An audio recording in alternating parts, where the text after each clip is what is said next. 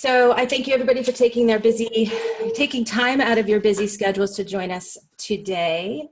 This discussion is part of our ongoing TMC Connect series of broadcasts in this environment designed to provide resources and guidance and information sharing from the best and brightest minds in our network in an effort to support our members and the mortgage industry as a whole while we navigate the fluid challenges we're all currently experiencing and continue to experience.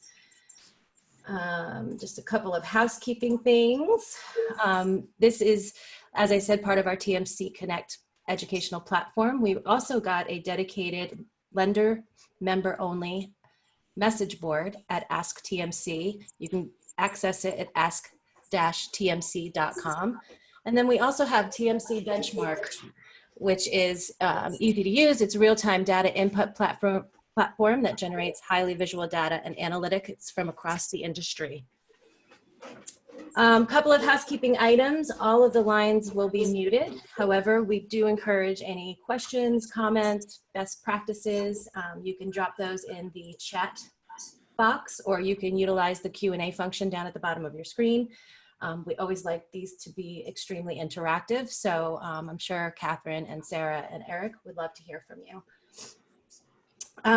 So let's just see if we can get Eric in here real quick before I get started with introductions.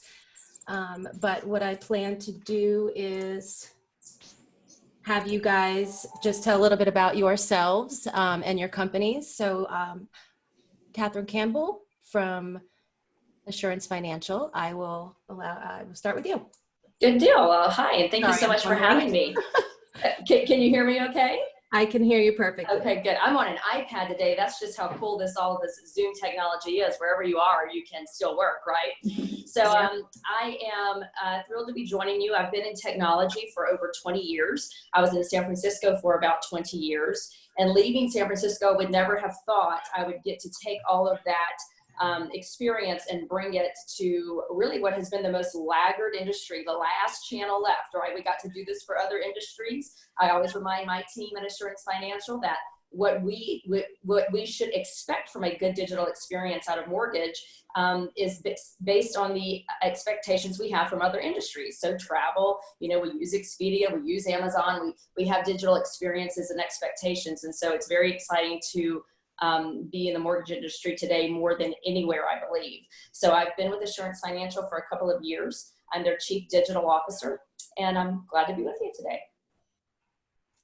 Thank you so much. We also have Sarah Gonzalez from FGMC. Sarah, can you tell us a little bit about your organization and yourself? Yes, thank you so much, Amy. I'm sure most of you guys have met us at one point or another through the TMC family, but as Amy stated, I am the Chief Operating Officer for First Guarantee Mortgage that is now based out of Plano, Texas. I just recently celebrated a 2-year anniversary with the company at the end of April, so super excited about that. We have a lot of exciting things going on, even amidst all of the craziness that's going on with COVID. So super interested in having a discussion today with my fellow panelists on this specific topic. I definitely think it's probably been a part of our business for some time. However, we've been violently pushed to some degree to now really have these virtual platforms be a part of our everyday, where they were probably just more or less a nice to have prior to COVID. So thank you, Amy. Looking forward to the discussion. Me too. And Eric, I have found you in the attendees. Can you hear me? Can you talk? Okay. Hey. I can, sure. Yeah, so Eric Burgoon, I'm with Lake Michigan Credit Union. I've been here about 8 years. We're based in Michigan and Southwest Florida, retail origination group. And I would agree, we've been kind of forced into this, really never had done much at all with, a little bit with our board meetings, et cetera, with video conferencing. But, this has been a new thing to us since mid-March, but really worked out pretty well. We're learning fast. Yeah, I agree. I was curious to know, that was actually one of my first questions, is really how deep into the virtual world were you within with your employees internally as well as externally? Because I feel like our company, we do work 100% from home, but even we weren't utilizing the video conference as much. We would still sort of just call into a call line and have, 7 or 8 to 10 people on the call. And it was funny when we started doing these webinars, we still kind of stayed away from the video. I think everybody shies away.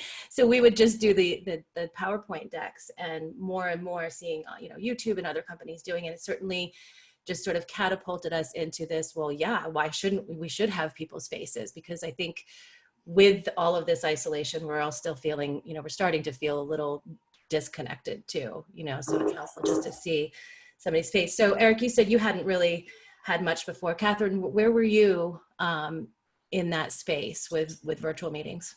So we, as a company, we're not using them nearly to the levels that we are today, but we were quickly ramping up the digital space. So we actually adopted about 11 technologies in the last 18 months. And there's every level of person in the company. I think that's the biggest thing that we all need to recognize, is that digital transformation is really different for each individual person. You can sort of start to see similarities in the personalities. You have the early adopters, the people that are super excited about it, that would, hey, we're going to meet on a Zoom link. Okay, where's that link? How do I do one of those virtual backgrounds? People are very engaged. And then you have people that do it because you told them you have to do it, right? And they're just going to kind of stroll through whatever you're throwing at them that day. And then you have people that are very resistant to these things. And so it's important to kind of meet people where they are with it. But we probably had more people in that bucket 2 and 3 and very few in that first bucket. But it's just like everything else. Adoption from almost all technology happens best when it's a have to. So we use Teams also, and now even within the office, because we've done so much Zoom meeting, we are back into the office as of this week. We will call each other face to face on Teams, even just across the office. Hey, have a quick question for you. So people are getting more comfortable with the whole video and conferencing that way. It's nice. Right, that's good. And Sarah, were you utilizing virtual meetings prior to working 100% remotely? Well, interestingly enough, pre-2018, FGMC was actually a very, I would say, nationally dispersed company, meaning there were a couple of sites that had some centralization per se for some of the shared services, but for the most part, we just had a consumer direct group that was kind of spread out, and then and a few folks from an MLO perspective in specific offices, but from a fulfillment perspective, everybody was kind of spread out. And then kind of me arriving in 2018 and really kind of trying to bring everybody back in the office, because there was some productivity that I just wasn't seeing, and there needed to be a regathering on how we needed to look at things. A big introduction of that was just having go-to-meeting calls. Like, people weren't talking to each other. So in 2018, we were just starting to introduce like go-to-meeting calls down to the lower levels of the organization. Now, of course, we were doing that from an executive standpoint for those that weren't necessarily located in our Plano office. But as the course of the last 2 years have gone, I should say almost 2.5 now, that has certainly increased. And you're going to hear me talk a little bit later about choosing the right technology that fits your company, because it's not a one size fits all thing for everybody. So what may work for person A may not work for person B, or company A versus company B. And then now, since COVID, you're going to hear me say a lot of the same things that Catherine and Eric have said, is that virtual is extremely important, just from a connection standpoint. Yes, there are still meetings that are happening that happened just before, whether or not video is added to them or not. I think that's probably split 50-50. But there are these kind of extra level meetings now that we need to do to ensure engagement and productivity and just overall communication from a corporate perspective, that has now become, I would say, a sense of our new norm. I don't really see us, to kind of Catherine's point, going backwards from that. So as we have our return to work plans and things of that nature, I certainly think parts of those, the way that we conduct meetings today, just due to COVID, will relay over into that future period. Yeah, I agree. Catherine, did you have something else that you wanted to add before Sarah started talking. No, I actually thought you were addressing me again. I apologize. Oh, okay, no worries. So yeah, in our communication prior to the call, you all mentioned, certain things that, and the purpose of the call is to talk about the benefits or why they are better or can be better than the in-person. So here we've got a couple of those listed, keeping people focused. What time of day is best, do you think? Eric, did you have an opinion on that? Well, when we kind of started the whole, we started when the whole COVID started. We did daily calls. So we had an 8:30, 3 o'clock call every day, and we quickly found that 8:30 on Zoom was not really popular. So we ended up just leaving that as a conference call, and the people getting ready, whatever they're doing in the morning. That worked a lot better. So, but any other time really, once it gets to, and we've done some things with our clients, builders and realtors too. We can talk about in a minute, but that works anytime, 10 o'clock and on, but not that first time. First thing in the morning isn't too great for anybody. Right. And over the course of having a bunch of these webinars, we've heard time and time again from most of our lenders, in fact, that the productivity level, that is definitely, I guess it's more of a working remotely thing versus virtual meetings, but one of you mentioned that it's also a more productive meeting. Can you elaborate a little bit on that, Sarah? From a fulfillment perspective, and Eric, I don't know if you have anything to add here, but from a fulfillment perspective, that's exactly what we're seeing. People, are saving a 2-hour commute per day period when we kind of mapped out where folks were, how far they were from the office and all of that. We've done that prior to just for BCP planning, but also to look at it again when COVID arrived and having to move 98% of our staff out of the office.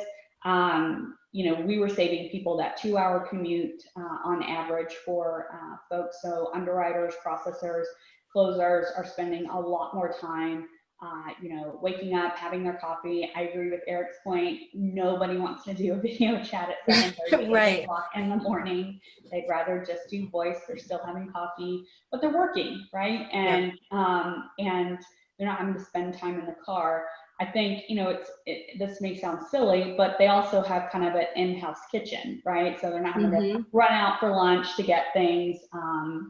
They're meal planning at home. They're happier. They're able to do some of the things that help them kind of maybe catch up during the week on their lunch breaks versus waiting till Saturday to do all of that. So there's a lot of bonuses we see just from a pure productivity standpoint. One, I think just being overall time, but the other thing, our employees are happier. Like they don't feel as stressed to be somewhere on time, leave on time, have all these different arrangements that have to be made because they have easier access at home.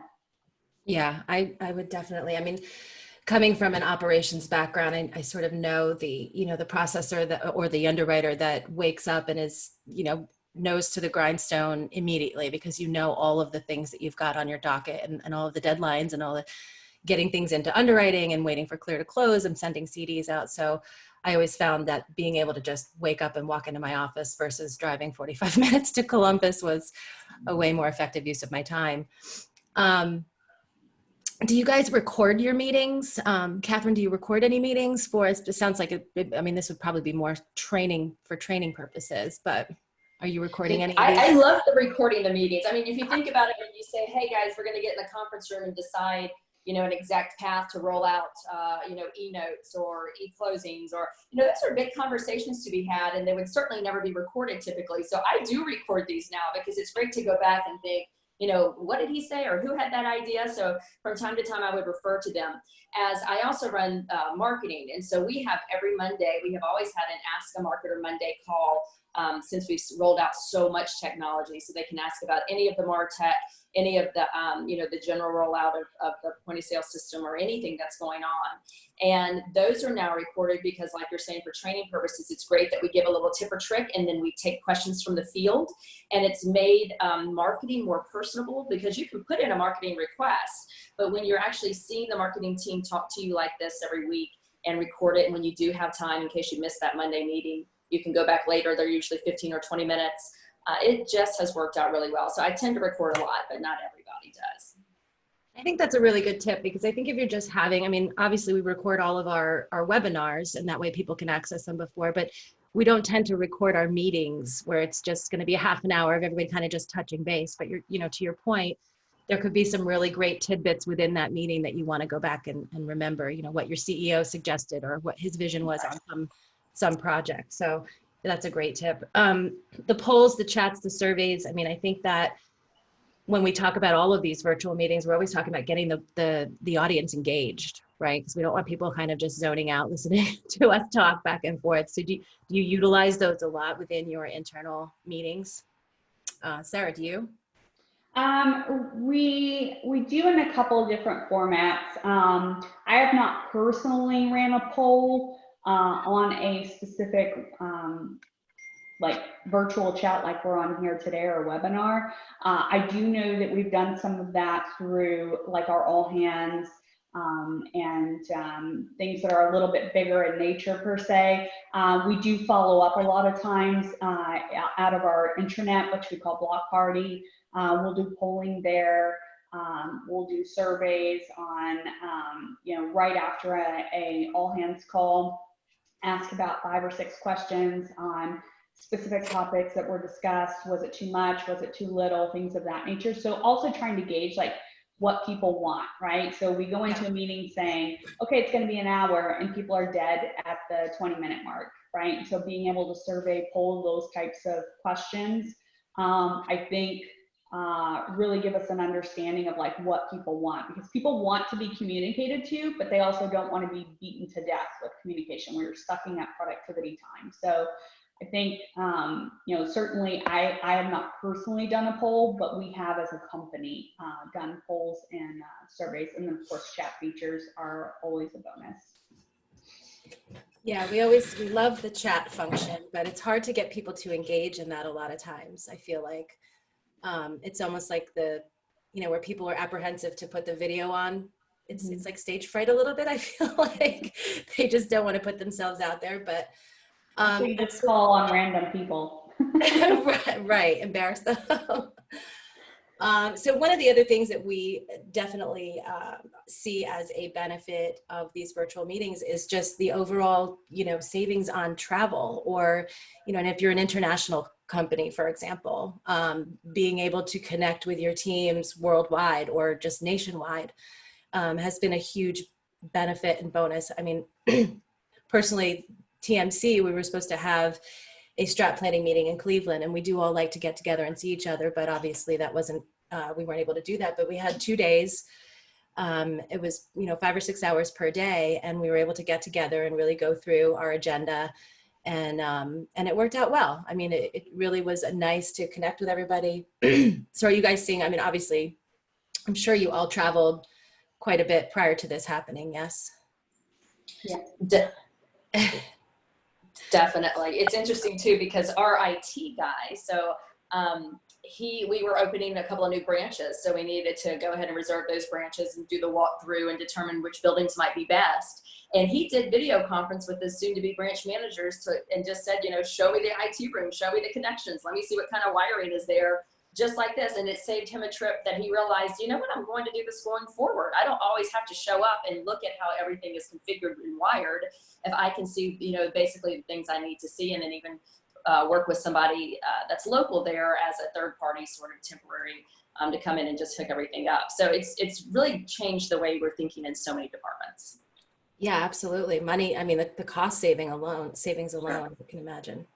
Yeah, I actually looked up, of course, a lot of us aren't going to really kind of understand that expense save until we've had some more time. I mean, surely we can look at the couple months that have passed and maybe project out, but I've looked at some companies that have been kind of centralized and then have now gone to these remote,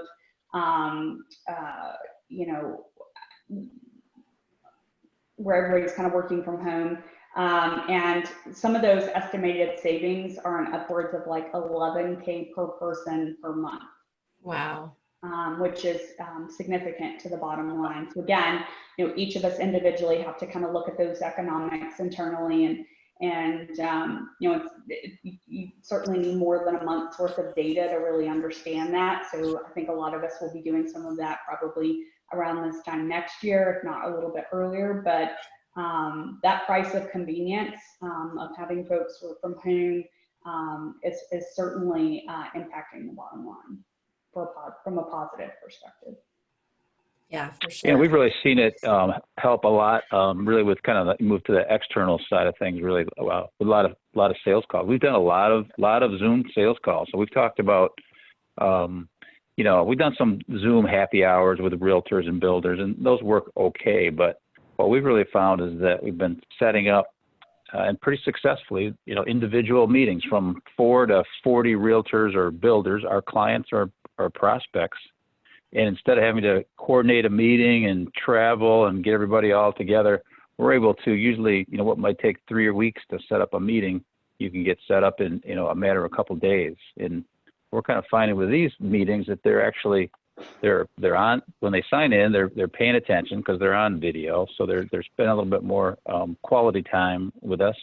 We've been able to use a lot of the information that we've gained from, TMC, industry updates, what's going on in our operations, what's the latest, agency guidance on different things, what we're doing in the community to donate, supplies or time or money, et cetera, and really have been very well received and much more efficient. What we try to do is get our senior managers, our head of operations, people that wouldn't normally go on a sales call to be on these calls with our realtors and builders, and they've been pretty impressed by that. We've done, I think now 30 or 35 different calls, and it's really a much more effective. You can get people that you would never be able to get to go on a sales call to attend a Zoom call internally, and then in turn, the clients, are impressed by that. They see that we're here to support them, not just from the loan officer or the sales manager, but, from the whole company. So that's really been a real eye-opener and a win for us.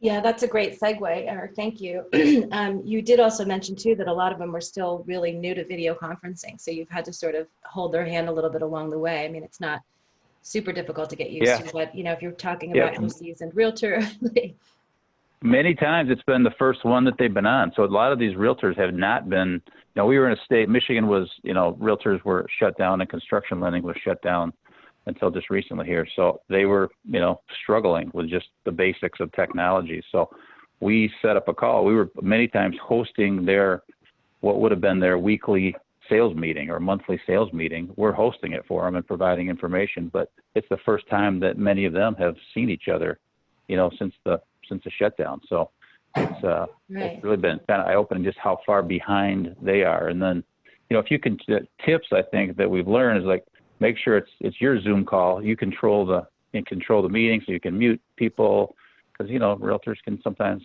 go off on a tangent, and you can kind of take that offline.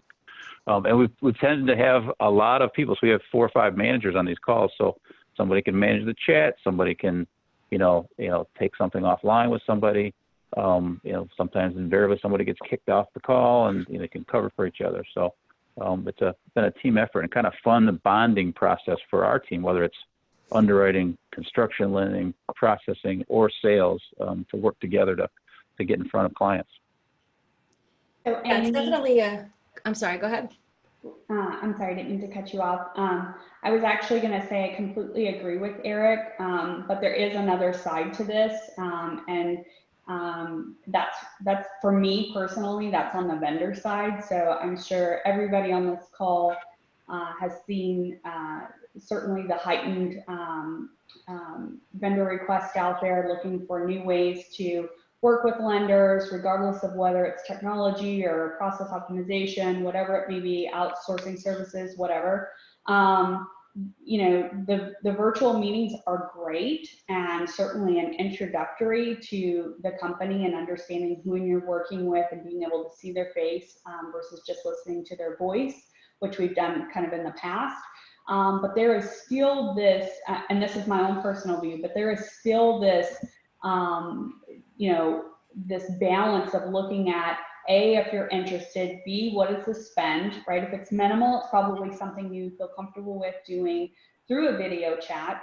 But if the spend is tremendous, like we're doing, you know, you're going to do a new LOS or something very large like that, you know, that there's still that somewhat kind of, and again, maybe this is just me, this need for that personal interaction, being able to see, you know, shake their hands physically, you know, are they put together, all of those types of things. So I 100% agree with Eric. There's also a kind of a flip side to this on, you know, where to maybe focus a little more on what exactly your audience is, and especially if there's a spend related to it. Yeah, makes sense. Definitely, and they're definitely more friendly calls with a client than they are with a prospect. So.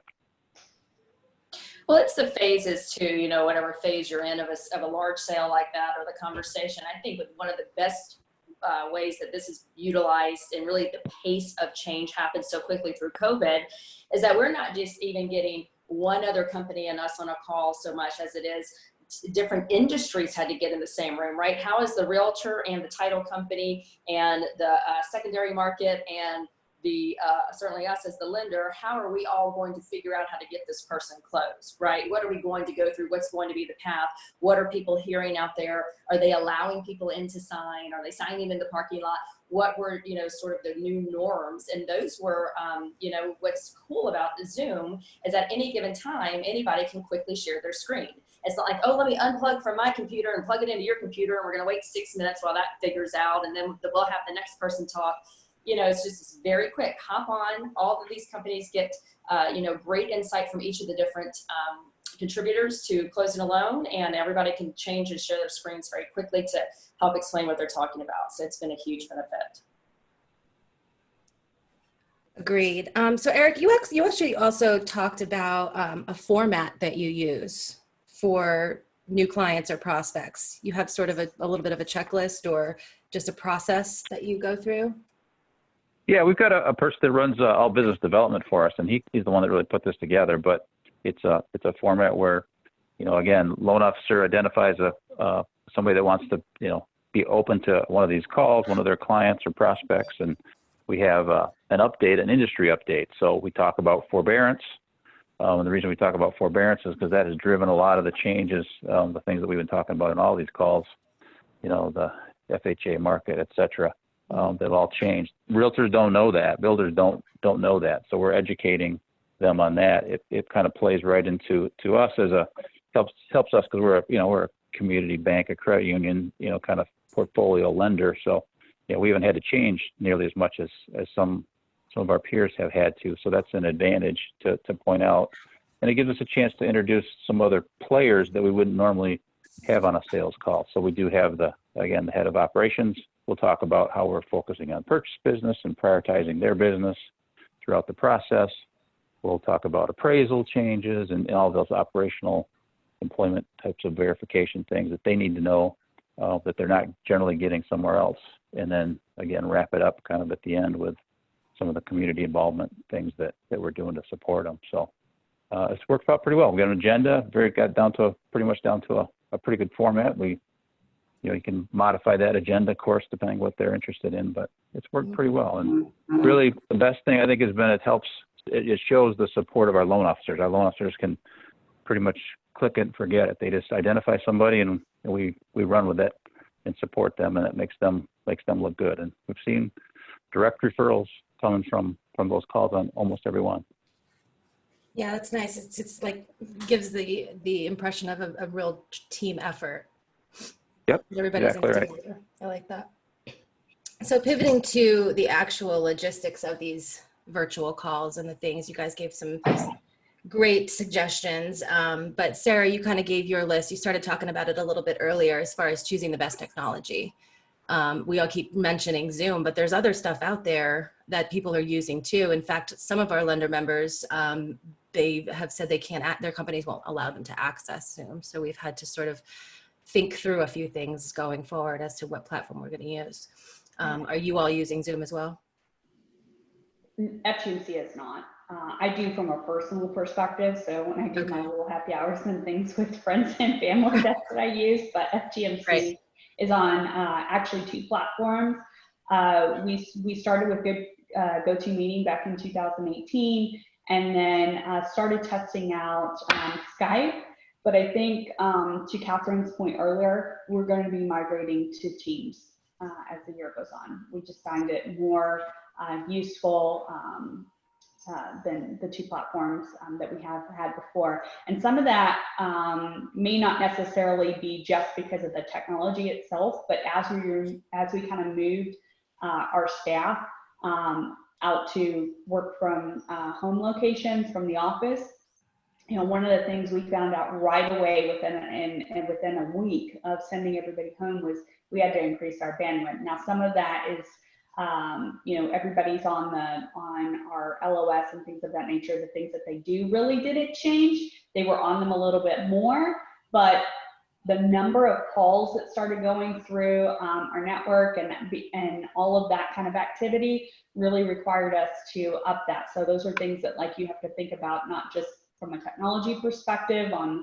which one is best for you and right for your company, because there's restrictions on, you know, the number of heads that can join. Do they have capabilities for whiteboarding? You know, Right. if that's something that you want to have. Do they have, I think Zoom does a really good job of creating different rooms and things of that nature. So, you know, it's not just the technology for the virtual meeting or itself, but it's also, you know, what is that going to look like to maybe your CIO on the back end once you get it set up, and making sure that everything else is checked off based off the technology that you chose. Right. Eric, are you using, or is it Zoom that you're using for your virtual We meeting? are we're really just using Zoom, and I agree. There's definitely some issues with it, Right. but we're kind of working, you know, primarily on small internal groups or realtors and builders, and that's kind of the lowest common denominator technology, it seems. But you know, there's And it definitely seems with some issues with it. It works most of the time. right. And I think, you know, with the media attention or the things that the issues that Zoom has had, you know, where I'm constantly seeing updates and more security measures that they're taking to try and protect their customers. But certainly I've heard a lot about Teams and some of the other platforms as well. So yeah, going along with that, like Sarah said, you know, getting familiar with the capabilities of whatever platform you're choosing. If you can have a waiting room or a practice session like we do typically for most of our webinars, the whiteboarding, recording, being able to mute others.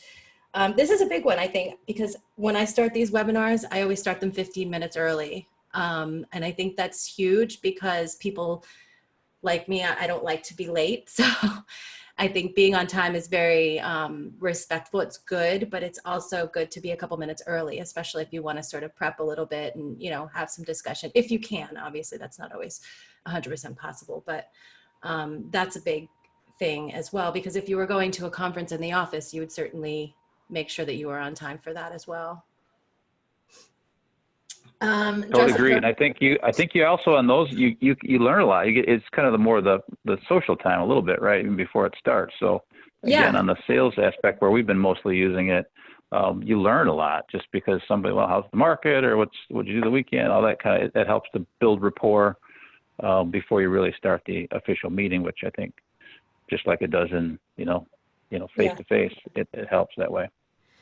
Yep, I agree. And it also, I forget who it was that mentioned that, you know, on the other side of an in-person conference, the point was made that after you're done with your virtual meeting, you just go right back to work. Whereas people sort of linger around and talk and go get coffee after an in-person conference. Whereas when you're just doing a virtual meeting, when it's over, you're looking at your screen and you're back to work. And so that goes back to our productivity.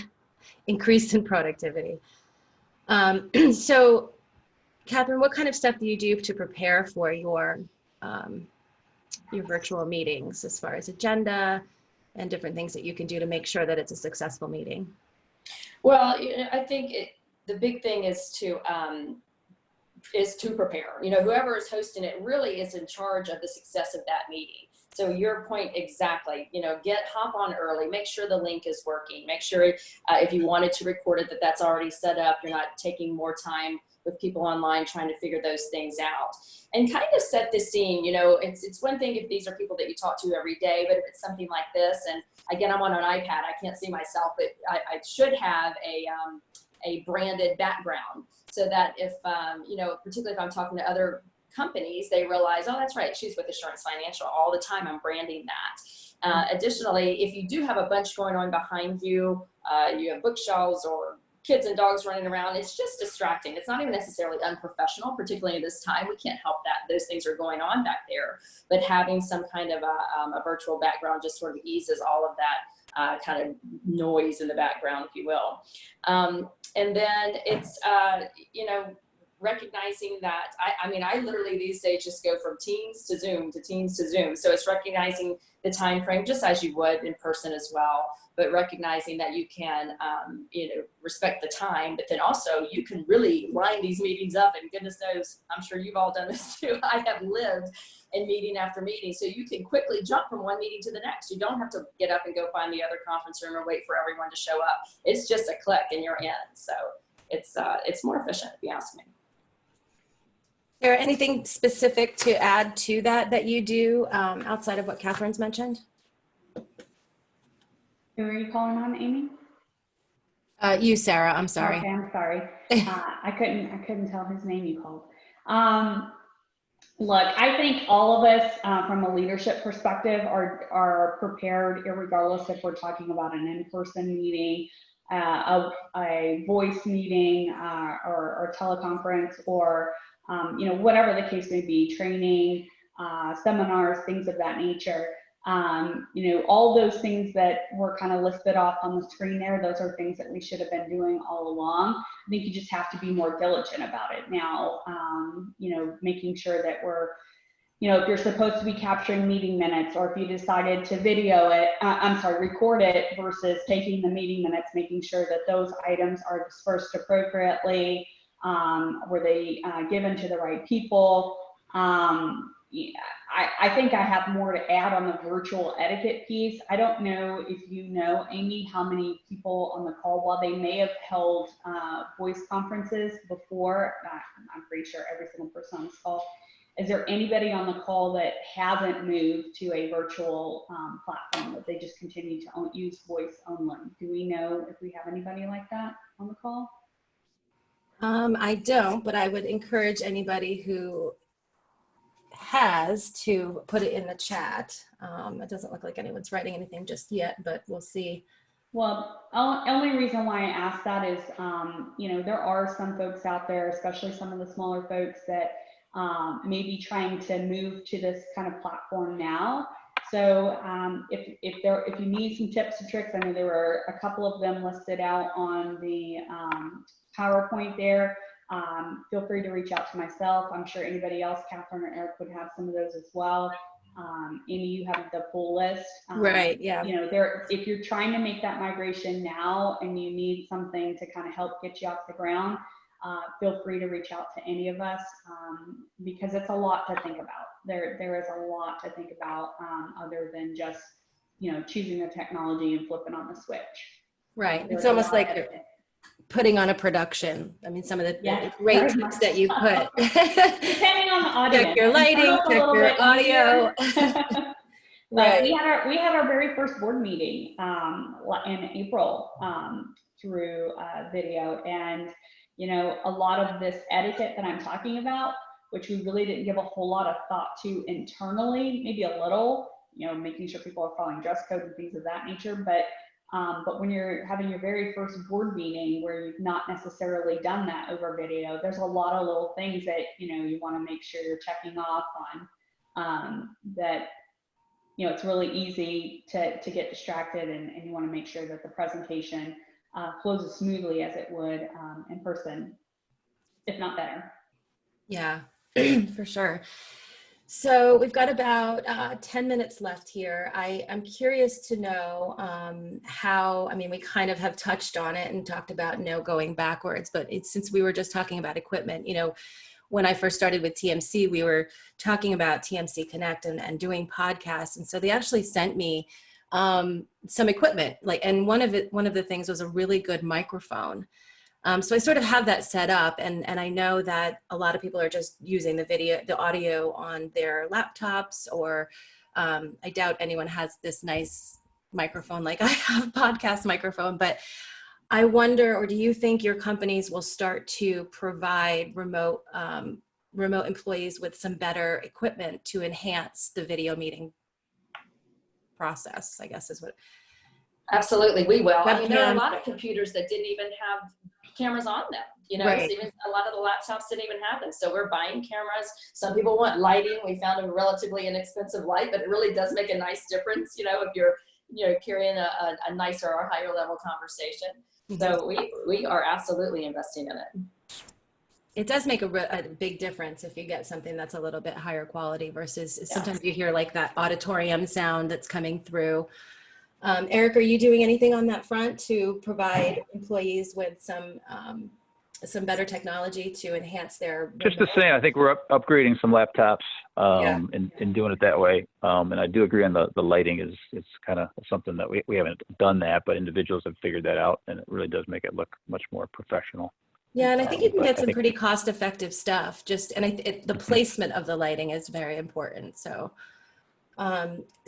looking forward, is anybody going back to 90% in-person meetings at any time soon? 80%, 70%? What do you think, Catherine? You're shaking your head no. Absolutely not. No, there's no Yeah. going back for us, I would say. And also, you know, I think that in some ways. And it's a good thing, it's created more meetings because, you know, what would be a quick phone call between me and maybe one branch manager versus getting that whole branch in video, it's much more personal. It's much more relationship building. These processors rarely see the out-of-state loan officers. And it's just fantastic to say, you know, let's bring this person in here and talk to your team about how we might change something in processing, but you're seeing this person. It's like, oh my gosh, how are you? You know, I haven't seen you in a year, you know, since the sales conference or whatever it is.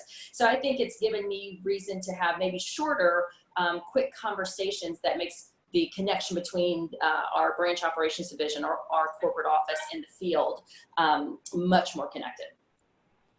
Yeah, Sarah, I think you like you said, you're still going to do the in-person stuff, but more so with your realtors, right? Look, I don't think there's a substitution for social interaction. I think the majority of us on the line here, and if I'm wrong, you can certainly set up a chat and send it to Amy, but the majority of us have used in-person meetings as part of our networking strategy, whether you're talking about from an FTMC perspective or just my own personal career. It's also how you socially interact with people and meet new people, expand your network. So do I think that I'll go back to 100% in-person meetings? No, because I wasn't doing that before. But I do think it's still I don't think it's an all or nothing thing. I think there's still a very much a blend, a happy medium between the two, a healthy balance between the two, depending on your company, depending on you personally. And depending on the realtor too, because some realtors, they really are just going to stay old school, and other realtors are going to say, I don't have time. Let's get on a virtual meeting, and they'd rather do that. So they'll be happy that you're communicating however way works best for them too. Yep. Yeah, I think we've found another tool. It doesn't have to be one or the other. I mean, it's just sometimes that will work now, and most of us didn't really know. I certainly didn't know that the capabilities of doing that and what you could accomplish on a virtual meeting. It doesn't. I totally agree. It doesn't substitute relationships and in-person meetings, but it does give us a chance to pull a few more people in. And I think I like the idea about the processing and closing, because we've got a lot of decentralized branches that don't see their people. So maybe pushing that.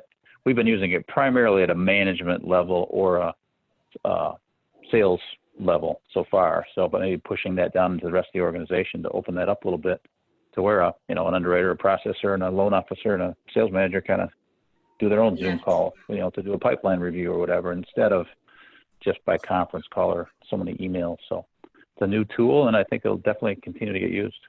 Yeah, agreed. I think those pipeline calls would definitely be well executed on virtually, because again, from being an ops manager prior to coming to TMC, I mean, I did have people that worked remotely, and it was pulling teeth to any kind of staff meeting that I want to have. They didn't want to come in. Processors just wanted to get their work done. Certainly didn't want to come to the office. So I would have. Well, I don't wish any of this had happened for me to figure that out, I guess, put it that way. But it certainly seems like we've all transitioned very quickly, and so have your organizations and staff. And so I think going forward, like we've all been saying, is it's a whole new world out there. Well, we're about done here. I wanted to see if any of the attendees had any comments or questions for our panelists this afternoon before we head out. Doesn't look like we are getting questions in, but it is certainly not lost on us how busy everybody is. So I completely appreciate you tuning in and sharing this time with Eric and Catherine and Sarah and I, discussing all the things that we are, most of us, I should say, are experiencing right now with virtual meetings and working remotely. So I think if there's no additional questions, just want to wrap it up. Remind the attendees to check out our TMC Connect page to check out the schedule of upcoming events. We've got, I think, 8 more webinars listed out for this week and more coming next week. And always trying to get the topics that are most requested by you, our lender members. So if there's something that you think that we should focus on, that we should spotlight, that we should talk about, just you can email any one of the TMC staff members, or you can go to ask-tmc.com, put it on our message board. But we certainly want to keep delivering information that is valuable to you. So with that said, Catherine, thank you so much for jumping on, even in Miami. Sarah, as always, thank you for being awesome and for participating in another webinar with us. And same with you, Eric. I know that I see you on every attendee list. So I really appreciate you registering and showing up and attending all of our webinars. It's been awesome. Yeah, thank you guys. You guys have done an awesome job. The whole TMC, all these calls and all the topics, we do listen a lot and learn a lot from what you guys have done. So awesome. Keep up the good work. Well, and attendees too, if you've missed any, or you want to see what we've done over the past 9 weeks, go to themortgagecollaborative.com. We've got all of our webinars housed there with the recordings, with the PowerPoint deck. So a lot of it is sort of time sensitive, so some of it isn't relevant anymore, but for sure we'll continue to keep doing things that are they're super relevant to you. So with that said, I hope everybody has a wonderful Tuesday afternoon and great rest of the week. Good deal. Thank you. All right. Thanks, guys. Talk to you soon. Bye, guys. Bye-bye.